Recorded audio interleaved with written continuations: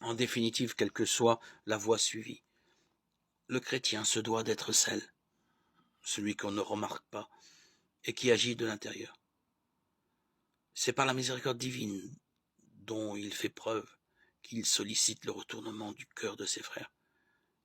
S'efforçant de vivre en paix, espérant une paix absolue et définitive, il introduit au sein du monde le virus de la paix qu'il a reçu du Seigneur. Action humble et lente, mais seule réellement efficace. Sans sous-estimer la valeur du politique, comment ne pas reconnaître qu'aucun accord n'aboutit à un résultat tangible et durable tant que les cœurs ne sont pas changés.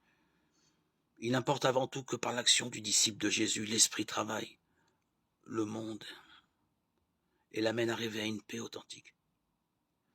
De toute évidence, le disciple n'est pas seul à œuvrer en ce sens. Il est bien des hommes qui, sans avoir adhéré à Jésus, ont l'intuition de la paix divine et possèdent des cœurs miséricordieux.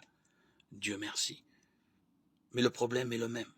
Ceux-là savent qu'il faut agir sur l'homme au niveau du cœur pour que toute action sur les structures trouve son efficacité. Certains marxistes eux-mêmes, et non des moindres, sont revenus sur ce postulat, que les structures à elles seules changent l'homme. L'expérience leur montre leurs erreurs, et ils veulent joindre à l'action sur les structures une action sur les mentalités. Rien d'étonnant à cela.